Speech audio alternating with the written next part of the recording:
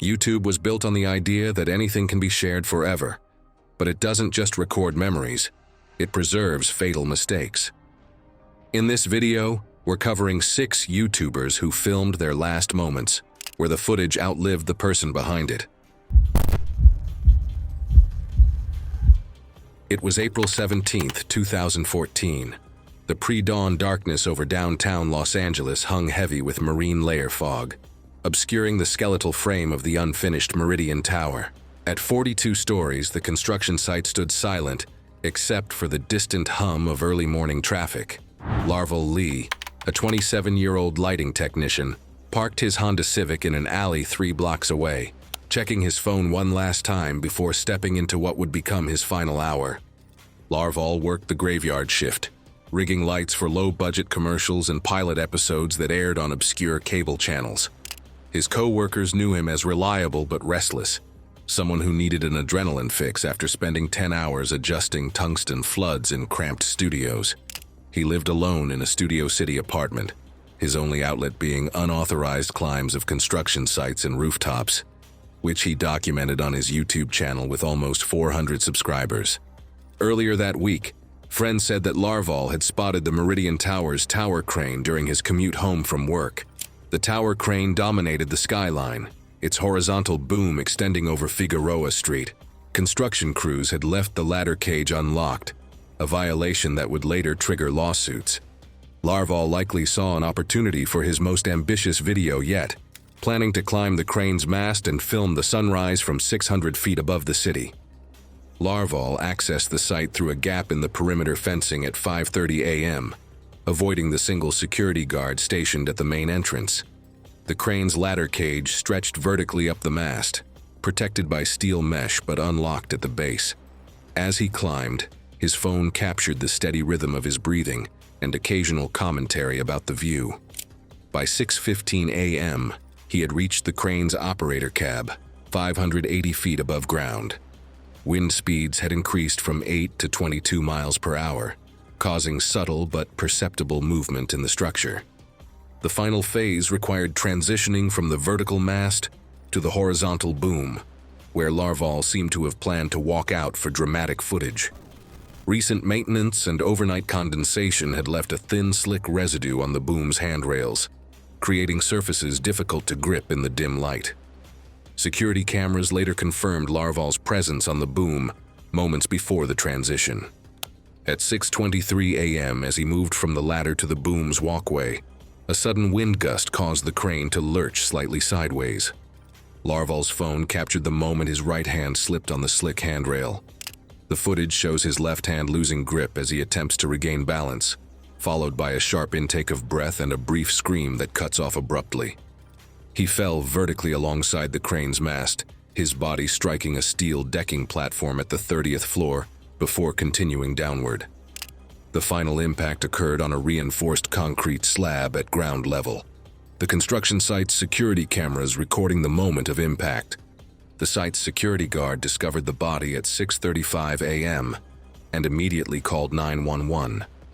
Paramedics arrived within 8 minutes, but confirmed death at the scene. The coroner determined that death was instantaneous from massive trauma. Larval suffered complete skull fractures, spinal separation at the thoracic level, ruptured internal organs, and extensive internal and skeletal trauma. The mid-level impact caused partial dismemberment. People Larval had worked with in the past quietly covered cremation costs while distancing themselves from Larval's activities. The construction company installed motion sensors and sealed all ladder cages within a week, settling wrongful death claims out of court for undisclosed amounts.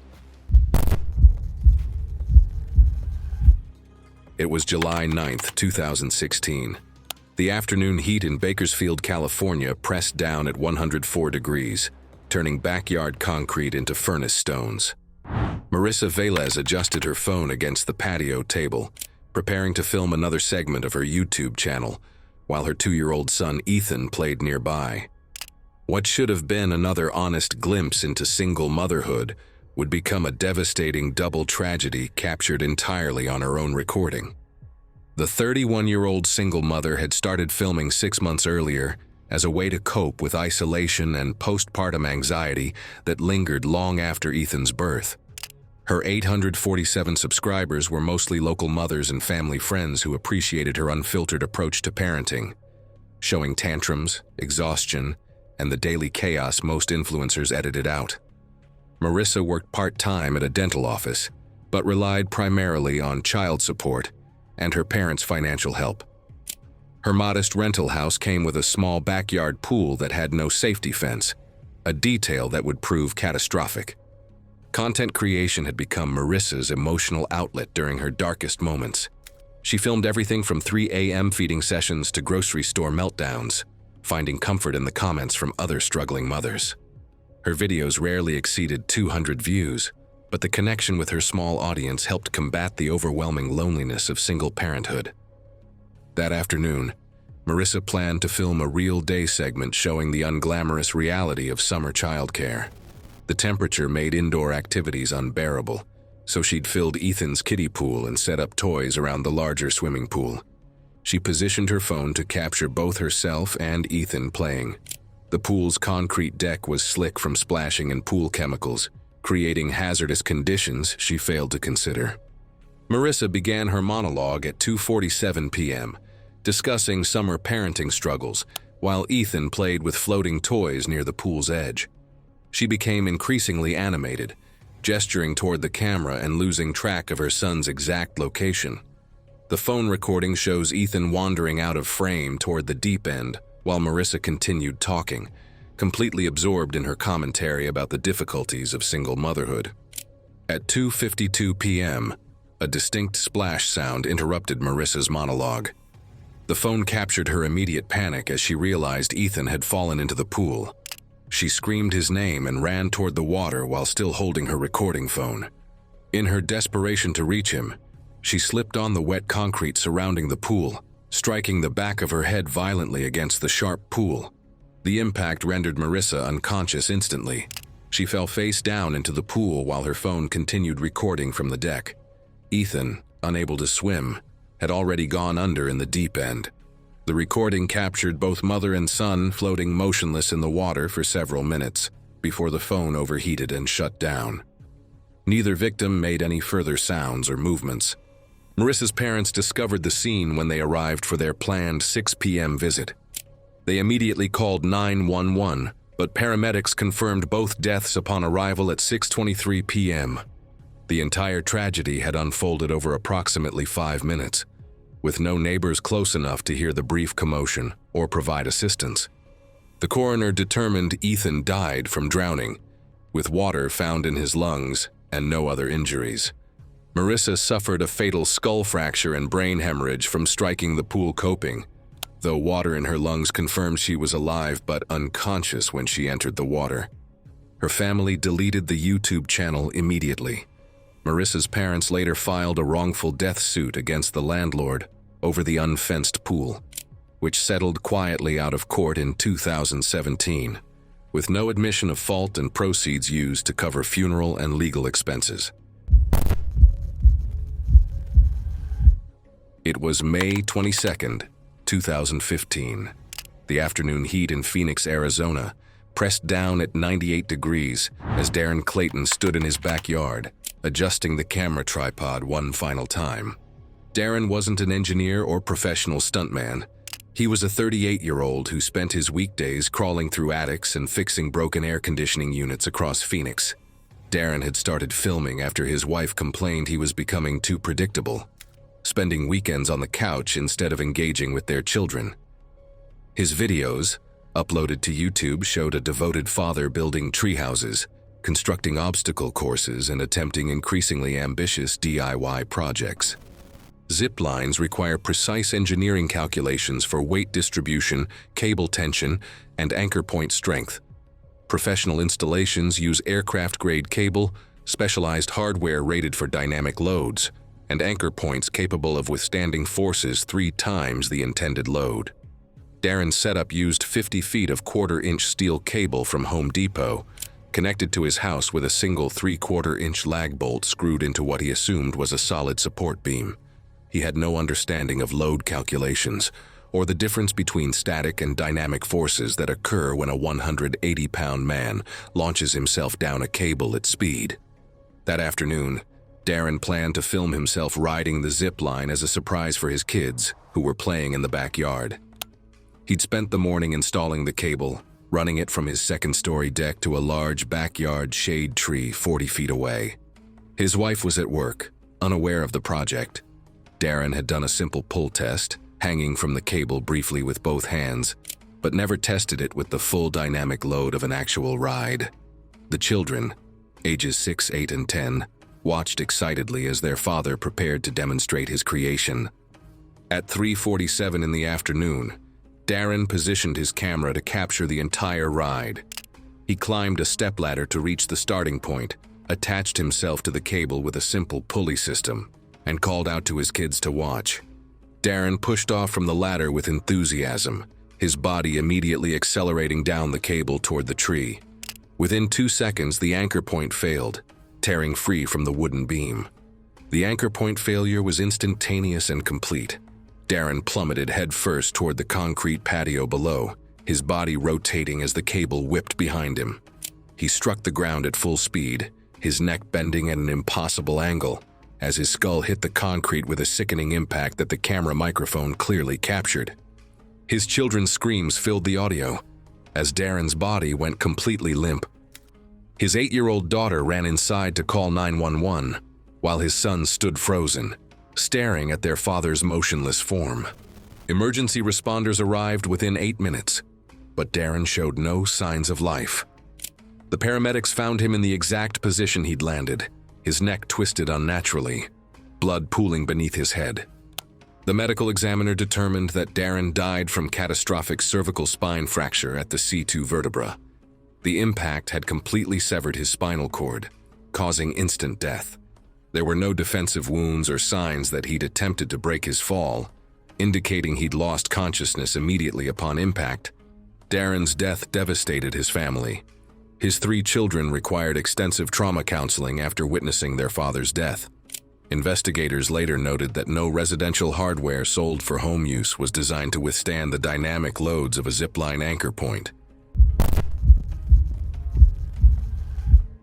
It was September 3rd, 2017. The late afternoon sun cast long shadows across the red sandstone cliffs near Moab, Utah, as Eloise Pike adjusted her camera on a narrow ledge 40 feet below her intended sleeping spot. The desert air was still and warm, perfect conditions for what she planned to be an inspiring overnight adventure video. Eloise was a 29-year-old seasonal employee at a souvenir shop in Moab, working summers to fund her minimalist lifestyle and YouTube channel focused on solo outdoor adventures. Her climbing experience consisted of 3 years of weekend sport climbing and basic anchor knowledge learned from friends and online videos. She had never taken formal instruction in multi-pitch climbing or anchor systems. Her channel had 2,400 subscribers who followed her budget camping tips and solo hiking adventures, but she saw that several competitors gained popularity with extreme sleeping setups. Cliff sleeping, or portal edge camping, requires advanced technical skills and redundant safety systems. Climbers suspend themselves on vertical rock faces using specialized platforms anchored to the wall with multiple protection points. Professional setups use at least 3 independent anchor points, each capable of holding the entire load. The sandstone around Moab is notoriously soft and prone to failure, requiring careful placement of protection in solid rock features. Eloise's plan involved sleeping in a basic hammock system attached to a single anchor point, a setup that violated every principle of climbing safety, but would create the minimalist aesthetic she wanted for her video. That afternoon, Eloise hiked alone to a popular cliff face she'd climbed several times before. She planned to film herself setting up and spending the night in her hammock 300 feet above the desert floor. Eloise ignored the fundamental rule that solo climbing requires backup systems and emergency protocols. She had told no one her specific location or expected return time, likely in hopes to surprise her followers and friends with the dramatic footage. Eloise positioned her camera on a ledge below her intended sleeping spot to capture the full setup process. She climbed to a small ledge and began installing her anchor system, choosing what appeared to be a solid crack in the sandstone. She placed a single camming device, a spring-loaded piece of protection designed to expand inside rock cracks. However, the sandstone was softer than it appeared, and she failed to test the placement thoroughly or install backup anchors as standard safety protocols required. At 6:23 in the evening, Eloise clipped her rope to the single cam and leaned back to test her hammock setup. The camera captured her full weight coming onto the anchor system as she prepared to demonstrate the sleeping arrangement. The soft sandstone around the cam began to crumble immediately under the dynamic load. Within seconds, the protection pulled cleanly from the rock face with a shower of red sandstone fragments clearly visible in the footage. Eloise fell backward into space, her surprised expression captured in the final clear frame before she disappeared from view. The camera continued recording as she plummeted 300 feet down the cliff face, striking multiple ledges during her descent. Her body tumbled violently, limbs bending at unnatural angles as she careened off rock projections. A passing climber discovered Eloise's body the following morning and called 911. The technical rescue team required 4 hours to reach her location and recover the body. The footage clearly showed the anchor failure and Eloise falling out of frame. The medical examiner determined that Eloise died from multiple blunt force trauma injuries. Every major bone in her body was fractured, and massive internal bleeding occurred from the initial impact. Fatal injuries occurred upon striking the first ledge approximately 80 feet into her fall. Eloise's funeral was held quietly in her parents' hometown in Idaho, where her ashes were buried beside her grandmother, and her parents declined media requests. It was February 14th, 2018. The abandoned Pedreira São Miguel quarry on the outskirts of São Paulo sat like a concrete wound in the earth, its depths hidden beneath murky floodwater from 3 days of relentless rain. Rafael Nunes stood at the quarry's edge, with his GoPro mounted on an extended pole, unaware that Valentine's Day would become his last. Rafael worked the night shift at a textile warehouse in Vila Madalena, but his real passion was urban exploration videos. The 24-year-old had built a modest YouTube following documenting abandoned buildings, storm drains, and flooded industrial sites across São Paulo's sprawling periphery. His channel featured him diving into construction pits and quarries, filming underwater footage that attracted viewers fascinated by the city's hidden submerged landscapes. Urban exploration diving involves entering flooded man-made structures like quarries, construction sites, and industrial pits, where visibility is typically zero, and submerged hazards include machinery, rebar, and unstable structures that can trap or injure divers. Rafael specialized in head-first dives from elevated positions, using his GoPro's underwater housing to capture footage as he descended through murky water. That Valentine's Day morning, Rafael arrived at Pedreira São Miguel with friends Lucas and Diego, drawn by reports that recent flooding had created a perfect diving opportunity. The quarry had been abandoned since 2009, leaving behind submerged conveyor systems, concrete foundations, and steel framework that Rafael had never properly investigated. The trio set up filming positions on a concrete ledge 40 feet above the water surface. Rafael extended his GoPro on a telescoping pole, checking the camera angle for optimal footage. The water below appeared calm but completely opaque, colored brown-green from runoff and sediment. Rafael had scouted the location visually the previous week, but the recent flooding had raised water levels by nearly 15 feet, completely altering the underwater landscape. He ignored his friend's suggestions to test the depth with rocks, eager to capture dramatic diving footage while lighting conditions remained optimal. At 11:20 in the morning, Rafael positioned himself at the ledge edge and launched into his signature headfirst dive. The GoPro captured his descent through the air before plunging into the murky water. Disaster struck when Rafael's head and shoulders collided with a submerged steel conveyor housing at full speed. The impact was catastrophic. Rafael's momentum drove him directly into the industrial equipment, his skull striking the steel framework with devastating force. Lucas and Diego watched in horror as Rafael failed to surface, immediately calling emergency services at 11:22 in the morning. São Paulo Fire Department dive teams arrived within 45 minutes, but required specialized equipment to navigate the contaminated water and submerged obstacles. Recovery operations took nearly 3 hours due to the complex underwater environment and poor visibility. Divers located Rafael's body at 2:40 in the afternoon, entangled in the conveyor system 30 feet below the surface. The autopsy revealed massive skull fractures and cervical spine separation from the high-speed impact with the steel housing. Rafael had died instantly from severe head trauma, with secondary drowning occurring as his unconscious body remained submerged. The medical examiner noted that the force of impact had been equivalent to a high-speed vehicle collision. Municipal authorities permanently fenced the quarry following Rafael's death, installing warning signs in Portuguese and Spanish about diving hazards. His funeral drew over 50 mourners, including Lucas and Diego, who spoke about their friend's passion for exploration and their guilt over failing to prevent the tragedy. It was November 6, 2013. The concrete shed behind Jesse Lang's rural property in Toowoomba sat silent in the Queensland heat, its floor stained dark from years of home butchering. By evening, both Jesse and the 180-pound pig she'd planned to slaughter would be dead on that same concrete floor.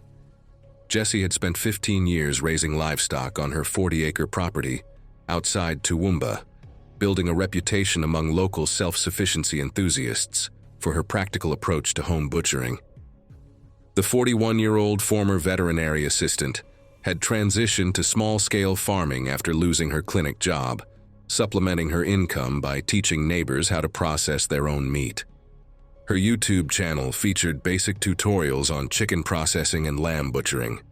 Professional abattoirs use mechanical restraints and stunning equipment, but small-scale operations rely on rope systems, hooks, and manual techniques that demand precise execution.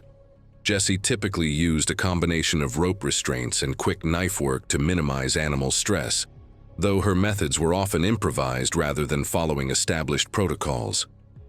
Her concrete shed was equipped with ceiling hooks and basic drainage, adequate for smaller animals but marginal for larger livestock.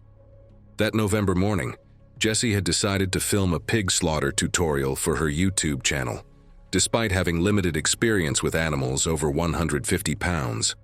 The 180-pound Yorkshire pig represented her largest solo butchering attempt, requiring restraint techniques she'd observed at commercial facilities. Jesse set up her tripod camera in the concrete shed and restrained the pig using a rope looped around its torso and head, secured to a ceiling hook, a method she'd previously used on smaller animals. The pig weighed significantly more than her usual livestock, creating dangerous stress on the improvised rope system. She began filming her explanation of the process, positioning herself directly beneath the suspended animal while holding a large machete. The pig showed obvious signs of distress, thrashing against the restraint system. Jesse drove the machete toward the pig's chest, aiming for the heart in what should have been a quick kill. The blade struck true, but the sudden pain caused the pig to surge forward violently, its full weight and panic-driven strength overwhelming the rope restraint. The rope failed under the combined force of the pig's weight and thrashing motion, sending the wounded animal crashing forward. The 180-pound pig slammed into Jessie with devastating force, knocking her backward across the concrete floor. Her head struck the concrete wall with a sickening crack that the tripod camera clearly recorded. Jessie lost consciousness immediately from the massive head trauma, her body going limp as the mortally wounded pig continued thrashing around the small shed. The camera continued recording as the mortally wounded pig stumbled around the confined space while Jessie lay motionless against the wall. Jessie's neighbor discovered the scene 12 hours later when she failed to appear for their planned evening meeting. Emergency services arrived within 20 minutes, but both Jessie and the pig had been dead for hours. The tripod footage provided clear evidence of the sequence of events, showing how the improvised restraint system had failed catastrophically. The autopsy revealed massive skull fractures and brain hemorrhaging from blunt force trauma to the back of Jessie's head. The medical examiner found no defensive wounds, confirming she had lost consciousness instantly upon impact with the concrete wall. Death occurred within minutes from severe brain swelling and internal bleeding. The footage was classified as evidence in the agricultural accident investigation and never released publicly. The incident sparked local debate in rural Queensland communities about home slaughter practices and safety oversight. Thanks for watching. If you liked these stories, click here.